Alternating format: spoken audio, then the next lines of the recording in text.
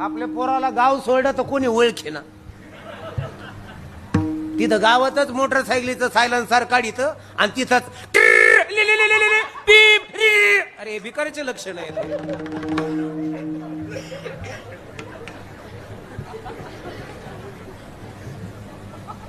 मला मोठ्या विचाराच्या माणसाचं लेकरू गावातून कधी जाईन आणि कधी येईन हे सुद्धा कळणार नाही मला. पण आपलं घरीच फिटरपणा करतं. येतं सायलेन्सर काढ, इकडून हारणा टाक्यो, म्हातारी माणसं आले का त्यांना मागून